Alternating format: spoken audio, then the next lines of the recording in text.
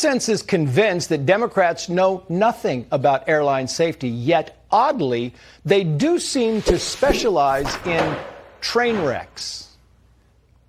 Let's bring in former White House Deputy Strategic Communications Director Roma Duravi and District Media Group President Beverly Hallberg. Thank you both for coming on. To you first, Beverly. Maybe the left should kind of check out what they're accusing people of. When you have Gayle King getting schooled by the CEO of Delta like she does right here, watch.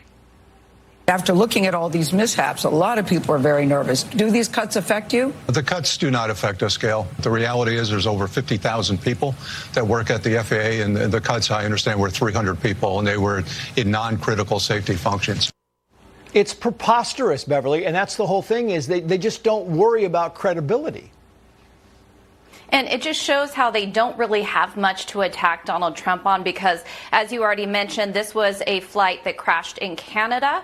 This is about Canadian air traffic control. And what this points to so far is it's either going to be pilot error or mechanical error, which, of course, would have nothing to do with the United States. Even the D.C. tragic crash that happened, that wasn't about any type of layoff. And you even heard from Department of Transportation Secretary Sean Duffy. He's talked about the fact we want to increase the quality and the number of people in air traffic control. I think the public sees through this, and this is clearly the media trying to grasp at straws to try to attack this administration.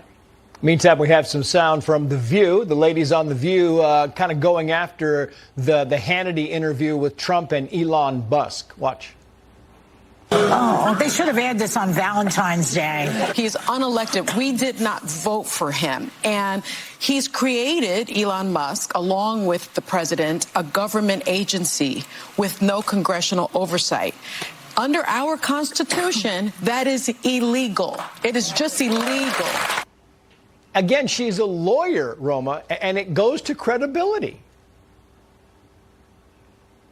And the government inefficiencies should be something that everybody is excited that we are finally taking a look at. The fact that we have the most successful diplomat in the world, President Donald J. Trump, alongside the richest and successful businessman in the world, Elon Musk, is something that these ladies have somehow turned into a terror.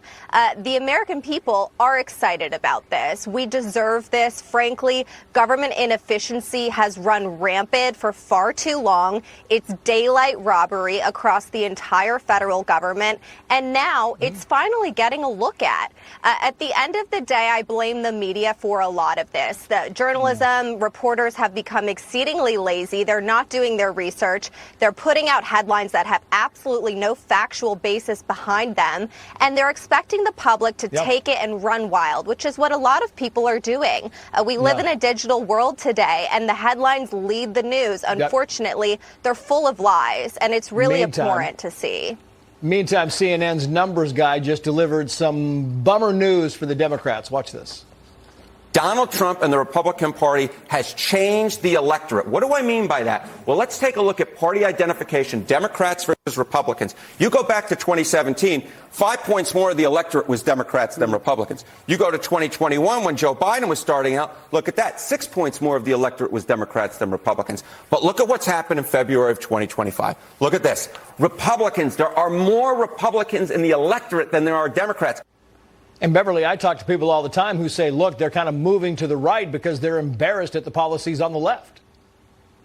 And did you hear the shock in this analyst's voice? He seems so surprised that this is the data that he's finding. But if you paid attention to your viewers, if anybody actually is on viewing CNN or the American people, you know that they were not happy with the Biden administration, whether it was they didn't want men to compete against women. Of course, they didn't want to defund the police. They were told that inflation wasn't that bad. They were tired of this. You saw all sectors of the American public have an uptick towards Donald Trump, and the media still hasn't caught on as to why this is. Yeah. And very quickly and lastly, Representative Wesley Hunt from Texas, GOP, put this up on, posted this on social media. If you can't see it, it's Joe Biden falling asleep in several instances. And he writes, after 4 years of this, now ABC News is asking who's in charge. Are you joking? I mean, he's given news conferences. Trump, I mean, almost every day, Rome. I've got about 30 seconds for you, but come on, who's in charge? Of course they're going to say that because they don't have a puppet anymore. Strength is back in the White House. President Trump cannot be controlled by the media or anybody else, so they have absolutely no control over what he is doing these days. They're just dying for anything they can control, which we'll see if they can continue to control the narrative. I think they're losing that one, though, too. Yeah, so far they are losing. Beverly, Roma, thank you both.